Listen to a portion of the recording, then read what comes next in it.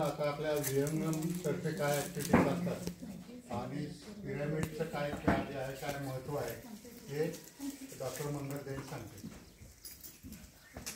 नाही, कोणाला आधी बोलायचं असेल तरी तर तुम्हाला बोलायचं आहे ना, ते बोलून घ्या ना, ज्यांना बोलायची इच्छा आहे.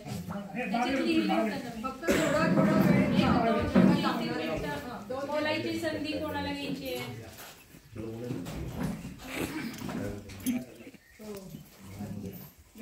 प्राध्यापक डेंगणे सर, जीवशर प्रतिष्ठानचे अध्यक्ष माननीय चंद्रशेखर भांगरे, जीवन ट्रीटमेंटच्या सोमंगला धेंड आणि धेंड परिवार, त्याचप्रमाणे या सर्व कार्यक्रमासाठी आपण उपस्थित सर्व समाज बांधव भगिनी, आजचा हा कार्यक्रम पाहून अतिशय आनंद झालेला आहे, अतिशय समाधान वाटतंय की सर्वसाधारणपणे डॉक्टर होणं, वकील होणं, इंजिनियर होणं, एखादा आपला धंदा करणं हे खूप वेगळं आहे, खूप कॉमन आहे.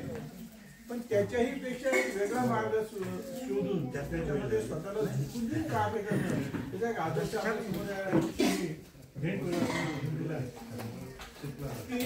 आजकाल आपण पाहतो की बाकीच्या क्षेत्रामध्ये कार्य करत असताना जे काही भांडवल लागतं त्याच्यापेक्षा ते भांडवल खूप लागलेलं आहे.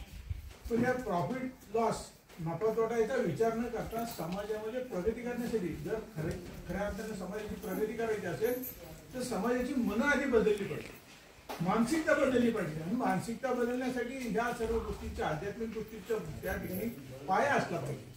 आणि हा आध्यात्मिक दृष्टीने पाया तयार केल्यानंतर माणसं आपोआप सुधारतील आणि समाज सुधारेल या अपेक्षेने यांनी या ठिकाणी आज उपक्रम सुरू केलेला आहे. त्याबद्दल संपूर्ण आपल्या साळी समाजाच्या वतीने डेंगणे परिवार आणि धेंड परिवाराचं मनपूर्वक अभिनंदन करतो. या ठिकाणी बोलण्याची मला संधी दिली त्याबद्दल संयोजकांचे मनपूर्वक आभार मानतो.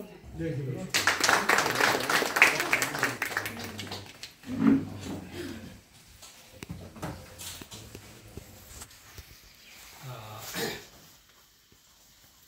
वेदमूर्ती भगवान जीवेश्वरच्या प्रतिमेस नमन करतो. माता अंकिनी, दशा अंकिनी यांना वंदन करून व्यासपीठावरच्या मान्यवरांच्या उपस्थितीत आणि या ग्रुपवर हृदयापासून प्रेम करणारे उपस्थित आपण सर्व भक्तजन, या ठिकाणी मी माझं मनोगत एक 2-3 व्यक्तीच्या संदर्भात बोलणार आहे. जे मला भावलं ते आपण समाजापुढे मांडावं. जे आपल्याला कळलं ते इतरांना समजते का ते पाहावं. आणि म्हणून पहिल्यांदा या सुवर्णभूमीचे जे संस्थापक म्हणून आहेत ते आदरणीय शंकररावजी डिंगणे उर्फ अण्णा यांचा इतिहास हा सर्वसाधारण जर पाहिला तर अतिशय गरीब कुटुंबातून जन्माला आलेली व्यक्ती आणि शिक्षणाचा घरामध्ये कसलाही वसा नसताना एक कर्मवीर भेटले काय आणि ग्रामीण विद्यार्थ्याला उचललं काय आणि संस्थेच्या बोर्डिंग मध्ये घेऊन गेले काय. तीर्थरूप अण्णांनी या मंडळीला जे ज्ञान दिलं आणि ज्ञान दिल्यानंतर त्यांना एकच वधवून घेतलं होतं की तुम्ही माझ्या संस्थेसाठी काम करायचं आहे. त्याची वचनबद्धता डिंगणे साहेबांनी केली आणि संस्थेच्या अनेक शाखेमध्ये त्यांनी एवढं उत्तुंग काम केलेलं आहे. त्या कामाची पोचपावती भारत सरकारनं घेऊन त्यांना राष्ट्रीय आदर्श शिक्षक म्हणून पुरस्कार दिला. त्यांच्या या पुरस्कारासाठी आपण सर्वांच्या वतीनं एका टाळ्या वाजवून स्वागत करूया. आज त्यांचं वय 90च्या पुढे आहे, तरी पण तरुणाला लाचवेल असं व्यक्तिमत्व. धरायला गेलं तर धरून देत नाही. जोपर्यंत स्वतःची हिंमत आहे तोपर्यंत मी काम करणार. सातारच्या त्यांच्या कन्या आदरणीय शैलजा वहिनी यांच्यावर त्यांचं खूप प्रेम. आणि गेल्या 2023 मध्ये जो आम्ही जीवेश्वर उत्सव घेतला, संस्थेमध्ये अनेक इमारती मांडलेल्या आहेत. त्यांचा जर उल्लेख करायला गेला तर शब्द सुद्धा अपुरे आहेत. एवढं मोठं काम आहे त्यांचं महान. आणि सातारमध्ये एक जीवेश्वर जयंती उत्सव आम्ही साजरा केला आणि त्या कार्यक्रमामध्ये जे भाषण असतात त्याच्यामध्ये डॉक्टरनी भाषण केलं, समाजाला आमच्या कशाची गरज आहे. आणि त्यावर डॉक्टर म्हणले काय जे कमवायचं ते सगळं इथंच ठेवून जायचं असतं. मग काय घेऊन जायचं असतं तर गोडवा घेऊन जायचा असतो. आणि म्हणून या वाक्याची प्रतीची डिंगणे साहेबांना आली आणि त्याने आम्हाला 5 लाखाचा धनादेश लगेच त्या ठिकाणी मंदिरासाठी दिला. सातारवासींच्या वतीनं त्यांचं आभार मानावं तेवढं कमीच आहे. आणि त्यांच्या चरणाची जरी धूळ मी घेतली तरी ती सुद्धा मला अपुरी आहे. त्यांचं हे महान कार्य आपल्या पुढे मांडावं म्हणून त्यांच्याविषयी 2 शब्द बोललो. आजचे प्रमुख पाहुणे आहेत ते तुमच्या सगळ्यांच्या परिचय आहेत, पण माझ्या अधिक परिचयाचे आहेत. माझे धाकटे बंधू आणि ते वर्गमित्र किंवा एका कॉलेजमध्ये आहेत. व्हेटरनरी डॉक्टर माझे बंधू होते, त्यांच्या बरोबर ते होते. त्यामुळे माझा यांचा घनिष्ठ संबंध आहे, हा जुना. आणि एक व्हेटरनरी म्हणजे गुरांचा दवाखाना असणारा, म्हणजे 4 पाय असणारे प्राणी. शेणामध्ये हात घालायचा प्रॉब्लेम म्हणजे प्रश्न.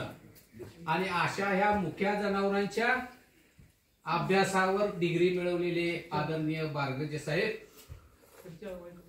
हे क्षेत्र सोडून समाजाकडे वळले. समाजाचा अभ्यास केला आणि वाटलं आपल्या समाजासाठी, ज्या समाजात मी जन्म घेतला त्या समाजासाठी मी काहीतरी केलं पाहिजे. आणि म्हणून जीवेश्वर प्रतीकाची स्थापना केली. सगळे सवंगडी बरोबर घेतले आणि त्यांनी त्याचा आता वटवृक्ष तयार केलेला आहे. त्यांचे काय साथीदार इथं आता माझ्या समोर नाहीत, पण काही त्यांनी केलेलं काम मी जवळून पाहिलेलं आहे. कितीतरी आत्मीयतेनं झुकून काम करणारे व्यक्तिमत्व, वेळेची कशाची तमा न बाळगता सांगेल त्या ठिकाणी उभे राहणारे व्यक्तिमत्व. आणि आता त्यांनी ते जीवेश्वर ग्रंथ लिहिलेलंच आहे. त्यांचं काम पाहिल्यानंतर कोणत्या शब्दामध्ये आपण त्यांचं ऋण व्यक्त करावं हा एक मोठा प्रश्न आहे. तरी सुद्धा त्यांना भावी आयुष्य सुखाचं, आनंदाचं, समृद्धीचं आणि आपल्या सर्वांना घेऊन फिरणारं असं उमलावं आणि त्यांना दीर्घ आयुष्य मिळावं अशी या मनोगतामध्ये एक इच्छा करतो व्यक्त करतो. आमच्या सातारच्या महिला अध्यक्ष शैलजा ठोके वहिनी वास्तविक पाहता आमच्याच ते आहेत, पण त्यांचं वर्णन करणं मला गरजेचं आहे. तो आम्हाला माहित पाहिजे की व्यक्ती असते. एक आता स्त्री अशी एक व्यक्ती आहे की तिला रिटायरमेंट नाही. जन्म झाल्यानंतर जे काम सुरू ते शेवट मृत्यू, याचा मधला काळ म्हणजे यांची सर्व्हिस. काही तक्रार नाही, शेवटपर्यंत नॉनस्टॉप करायचं. असं काम करत असताना सुद्धा त्यांनी या वयामध्ये शिक्षण पूर्ण केलं. जे मुलं डॉक्टर झाली तरी ह्या शिकतातच, म्हणजे किती मोठी उमेद आहे बघा. गेल्या वर्षी MA योगामध्ये MA पदवी प्रदान केली, घेतली. त्याच्यामध्ये त्या पहिल्या आल्या. छोटं काम नाही, सगळा संसार बघायचा आहे, घरातली सगळी ही बघायची. मालकाचे विचार बघायचे आहेत, पोरांचे विचार बघायचे आहेत, नातवाचे विचार बघायचे आहेत आणि याच्यातनं पुस्तक उघडायचं आहे. असं करून सुद्धा थांबलेली व्यक्ती नाही. सतत सारखे फोन, जत्रेसर आमकं करायचं आहे, किती लोक तयार आहेत, किती लोकांना संपर्क साधला, आमचं काम झालं का, आज किती लोक येणार आहेत, रात्री 10:30 वाजता फोन. मग असा विचार केला, ही व्यक्ती एवढं जर आपल्यासाठी समाजासाठी काम करते तर आपण का काम करू नये. आणि म्हणून मी कशाचाही विचार न करता 5:30ला उठलो, माझं आटपलं आणि त्यांच्या घरी आलो मी. त्याने त्याच पद्धतीनं काम करत करत एक कामाची पोचपावती म्हणून एक योग विद्यापीठ तयार केलेलं आहे सातारमध्ये. उत्कृष्ट प्रकारचं प्रशासन आहे त्यांचं. कितीतरी विद्यार्थी त्यांच्या आता योगामध्ये पदवीधर झालेले आहेत आणि समाजाला योगाचं मार्गदर्शन करतात. योग असेल तर प्रकृती ठीक असणार, योग नसेल तर प्रकृती तुमची बिघडणार. तर अशा पद्धतीनं या आमच्या महान गुरु शैलेंद्र ताईंना मी त्यांच्या कामासाठी खूप खूप शुभेच्छा व्यक्त करतो. आणि आज मी ज्या कार्यक्रमासाठी आलेलो आहे त्या संस्थेच्या फाउंडर मेंबर मंगलाताई यांचं काय वर्णन करावं. सुखासुखी नोकरी असताना, पैशाची आवक असताना असल्या ह्या निसर्गरम्य परिसरात येण्याची इच्छा त्यांना कशी झाली हे मला आश्चर्य वाटलं. पुण्यासारख्या सिटीमध्ये सगळ्या सोयी असताना आपण धडपडत इतक्या लांब जायचं आणि तिथं काहीतरी डेव्हलपमेंट करायची, त्याच्यामध्ये समाजाचा विकास साधायचा, हे महान कार्य आजच्या काळात एखाद्या स्त्रीला जमेल असं काय वाटतं. तरी सुद्धा त्यांच्या पतीची साथ, त्यांच्या मुलाची साथ, त्यांच्या घरच्यांची साथ, त्यांच्या वडिलांची साथ घेऊन यांनी एक ह्या निसर्ग वातावरणामध्ये एक साधं बीज रोवलं आणि आता त्याचं फुलं तयार झालेली आहेत. परिसर पाहिला तर अतिशय परिसर चांगला वाटतो. यावं, एक 10-15 दिवस निवांत राहावं, तुमच्या ह्याच्यातले अभ्यास करावा, काहीतरी वेगळं घेऊन जावं, हे फिरल्यानंतर मला जाणवलं. आणि तुमच्या ह्या निसर्गरम्य वातावरणामध्ये निश्चितच पाहिल्यानंतर कुणीही माणूस परत जाणार नाही. हे तुम्ही जे वैभव तयार केलेलं आहे त्यामध्ये तुमची खूप मोठी तपस्या आहे. तुमची तपस्या आहे, तुमच्या सरांची तपस्या आहे, तुमच्या मुलांची तपस्या आहे, तुमच्या पाहुण्यांची तपस्या आहे. या तपस्येला पुन्हा एकदा सगळ्यांनी खत घालून ही संस्था केवळ याच ठिकाणी न राहता महाराष्ट्राच्या कानाकोपऱ्यामध्ये जाऊन सुद्धा ही संस्था इंदूरसारख्या ठिकाणी गेली पाहिजे, कर्नाटकासारख्या ठिकाणी गेली पाहिजे. आणि मार्गजे साहेब मॅडमचा सत्कार हा महाराष्ट्र पातळीवर होऊन भारतीय ह्याच्यामध्ये झाला पाहिजे. एवढी दक्षता तुम्ही घ्या. आणि मी गाडेकर बोलणार आहे की महाराष्ट्रामध्ये एक व्यक्तिमत्व असं कोणतंही का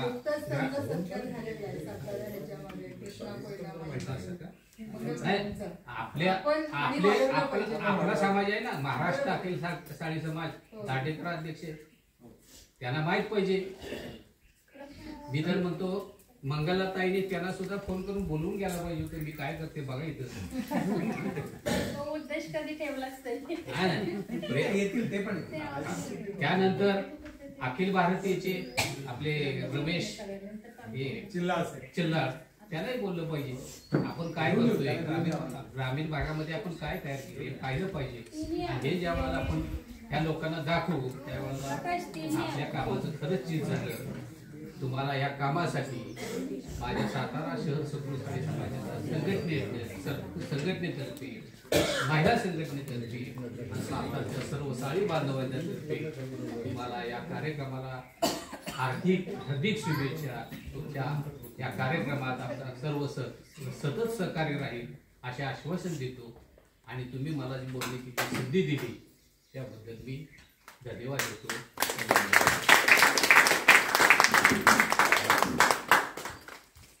दादांनी आता सांगितलं की मंगलाताईंचं कीर्ती संपूर्ण समाजात पसरली पाहिजे. तर असं आहे, चंदनाचा सुगंध ते लपवलं तरी पसरतो. सुरुवात आहे ही फक्त, हळूहळू सगळीकडे पसरेल आणि सर्वांच्या आध्यात्मिक विकासासाठी ते कारणीभूत होऊ शकेल, ते मला खात्री आहे. मी 1 मिनिट फक्त घेतो तुमच्या. डॉक्टर महादार साहेब आलेत पाठीमागे, कृषी तज्ज्ञ. त्यांना मी विनंती करतो कृपया इकडे यावं आणि आमचा प्रेमळ सत्कार स्वीकारावा. त्यांनी शेतकऱ्यांच्या संबंधात पुस्तकं लिहिली आहेत. किती 2 झाली आहेत ना तुमची? होय. हा 2 पुस्तकं झाली आहेत. वेगवेगळ्या क्षेत्रात आपला समाज तुम्हाला सांगू किती समृद्ध आहे. कुठलंही क्षेत्र बघा, चोरी डकायतीचं सोडून बाकी कुठलंही क्षेत्र बघा, आपला माणूस तिथे वरती आहे. आणि हे मला गेल्या 40 वर्ष मी समाजात फिरतोय, ते मला लक्षात आलंय. या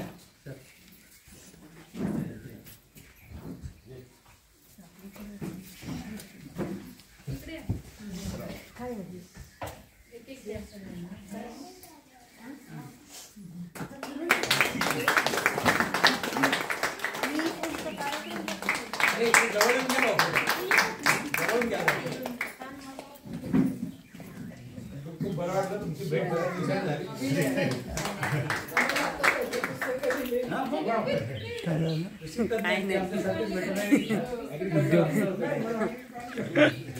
केवढी मोठी झाली ती. एक आणखी विनंती आहे, कृपया बसून घ्या. दिवेश्वर प्रतिष्ठानच्या बद्दल मी फार बोलायला वेळ नाही, आपले वेगळे विषय महत्वाचे आहेत. दिवेश्वर प्रतिष्ठान ही संस्था 825 सभासद आहेत. त्याच्यात सभासद वर्गणी आहे 5000. पूर्वी 1500 होती, 2500 होती, आता 5000. आणि हे सगळे वर्गणीदार जे आहेत, सभासद जे आहेत, हे संपूर्ण भारतातल्या साडी समाजातले आहेत. म्हणजे त्यातल्या कित्येक जणांनी मला बघितलेलं सण आहे. मला वाटतं नीताताईंनी मला बघितलेलं नव्हतं, मी त्यांना बघितलेलं नव्हतं, पण ते प्रतिष्ठानच्या सभासद झाले. हे कशामुळे मगाशी म्हटलं तसं चंदनाचा सुगंध पसरतो. प्रतिष्ठानचा सुगंध पसरल्यामुळे लोक मेंबर झालेले आहेत. अगदी हे कराडचे आहे, आदोनी आहे, महबूबनगर आहे, गुजरात मधलं सुरत आहे, अनेक ठिकाणून लोक मेंबर होतात. तर माझी विनंती, मी प्रयत्न असा करतो की मला जे लोक समजतात किंवा चांगले लोक आहेत, विद्वान आहेत, कार्य करणारे आहेत, कर्तबगार आहेत, अशा लोकांना मी पर्सनली विनंती करतो. पण सगळ्यांना सगळ्या वेळी जाऊन मला विनंती करणं शक्य होत नाही. आज माझं भाग्य आहे की माझ्या समोर अशी भरपूर मंडळी बसलेली आहे. तर मी हात जोडून विनंती करतो की हे प्रतिष्ठानचं कार्य बारगजे आहे म्हणून नाही आहे, हे भगवान जीवेश्वरांची इच्छा आहे म्हणून आहे आणि ते पुढे चालू राहणार आहे. तर तुम्ही देखील त्यात सामील व्हा, प्रतिष्ठानचे सभासद व्हा, प्रतिष्ठानच्या कामाला दिशा द्या आणि प्रतिष्ठानचं काम समाजामध्ये असे वेगवेगळ्या गोष्टी घडवेल अशा पद्धतीची शक्ती द्या, हीच विनंती आहे. जय जीवेश्वर.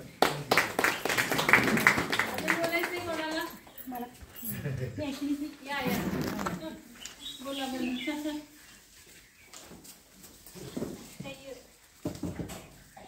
सगळ्यांना.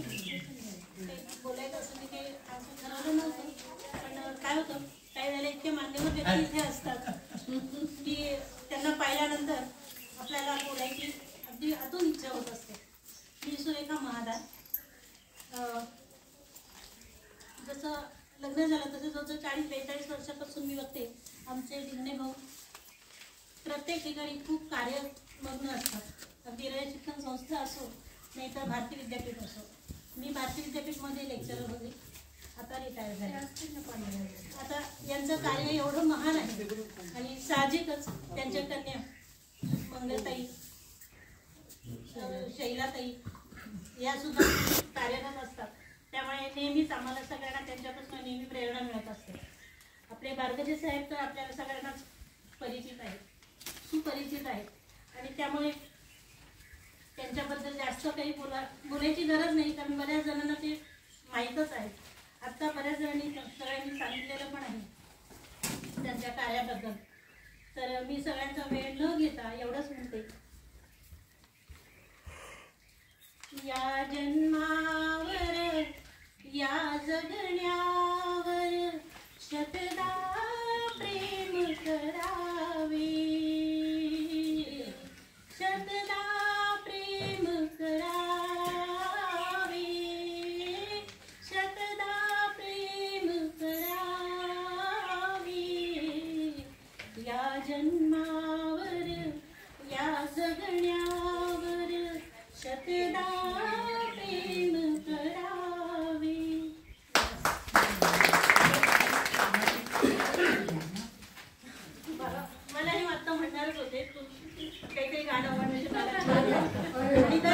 त्यांना छान वाटावं म्हणून मी त्याचं नाव तयार करते.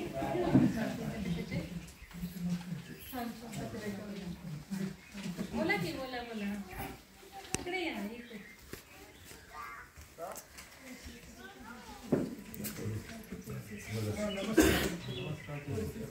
मी काय आपलं फारशी वेळ घेत नाही. इंग्लिश सरकारचा मला एक आठवण झाली की फक्त छोटीशी आठवण तुला सांगू. इंग्लिश सर आणि माजी मंत्री सत्यवान कदम त्यावेळेस राज्याचे मंत्री होते. ते एका संस्थेमध्ये कामाला होते. दोघे शिक्षक होते आणि इंग्लिश सरांचं कार्यकारी शैली खूप मोठी असल्यामुळं संस्थेच्या कामासाठी त्यांना नेहमी सचिवालयात जावं लागायचं. झालं काय की डिंगरे सर पत्रकारांना म्हणाले, आपण ते शिक्षक आहोत, आता आपल्याला संस्थेने आपल्याला सचिवालयात कामासाठी पाठवलं, तर पत्रकार सरांनी तुम्हाला सचिवालय दाखवतो. मग दोघे जण पत्रकार कदम आणि डिंगरे सर दोघे सचिवालयात गेले, संस्थेचं काम करून आले. योगायोगानं पत्रकार कदम मंत्री झाले. मंत्री झाल्यानंतर ते सगळं भेटले डिंगे सरांना, म्हणजे सर चला माझ्याबरोबर तुला मुंबई नेतो आणि मंत्र्याचं केबिन तुम्हाला दाखवतो. मंत्र्याचं केबिन कसं असतं ते तुम्हाला दाखवतो. म्हणून ज्यावेळेस पहिले जे मंत्री झाले त्यावेळेस आपण डिंगे सर घेऊन ते मंत्र्यालाच गेले आणि त्यांना मंत्री कसे बसतात कसं काढून येतात त्यांना सांगितलं. म्हणजे मला म्हणायचं काय की डिंगे सरांनी त्याला सचिवाला दाखवलं आणि पत्रक लावून त्याला मंत्र्याला दाखवलं मंत्री कसा असतो. धन्यवाद. मंत्री केला आहे. अजून कोणाला बोलायचंय का?